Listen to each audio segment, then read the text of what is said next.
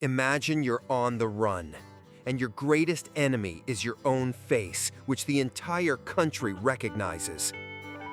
You take scissors, a needle and thread, and begin to operate on yourself, just so you won't be identified.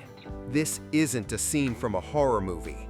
This is the true story of Tatsuya Ichihashi, a man whose crime shook both Japan and the United Kingdom.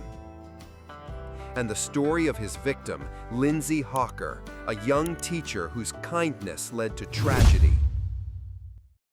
But who was this girl, Lindsay Hawker?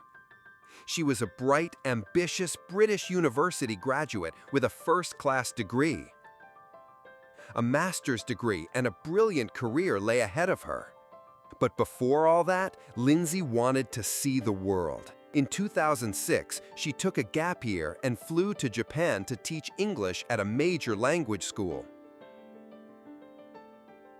She settled in a suburb of Tokyo, made friends with other teachers, and immersed herself in a new culture, all while staying in close contact with her family and friends back in England. Everything changed in March of 2007. After work, near a train station, a strange man approached Lindsay. He persistently followed her on her bicycle all the way to her home. This was Tatsuya Ichihashi. He begged her to give him private English lessons. Lindsay initially refused, but he was insistent. Under the pretext of meeting a glass of water, he got into her apartment, where her roommates were present. There, he repeated his offer, promising very good money. It was a tempting offer, and Lindsay, figuring a meeting in a public place would be safe, agreed. Tatsuya Ichihashi was a 28-year-old unemployed man living off money from his wealthy doctor parents. He was a loner, obsessed with working out, and already had a dark spot on his record. An accusation of assault and robbery, which his father had smoothed over by paying the victim a large sum of money.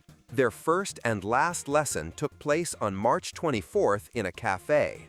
After the lesson, Tatsuya used a classic trick. He said he forgot his wallet at home and suggested they go to his place. Lindsay agreed and asked the taxi driver to wait. She followed Tatsuya into his apartment and never came out. The taxi driver, after waiting for some time, left. Lindsay's roommates raised the alarm when she didn't come home or show up for work. Her family in England began to panic. Several days passed before the Japanese police took the disappearance seriously.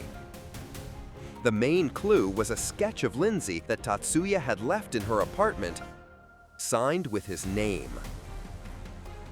When 9 police officers finally surrounded his building, the unthinkable happened.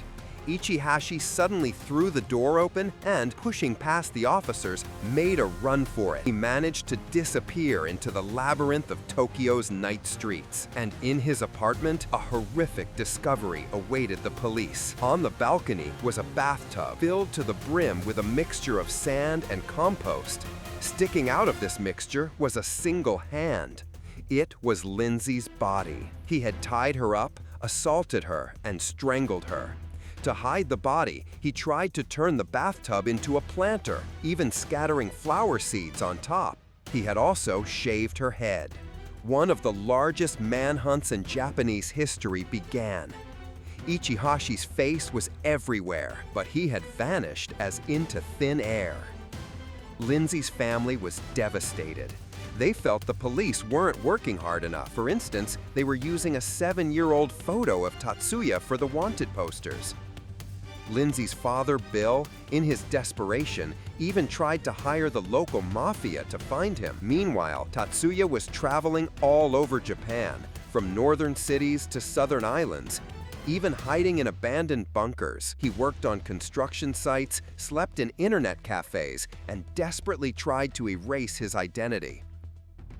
He cut off his own moles, changed the shape of his lips, and even threaded a needle through his nose to alter its contour.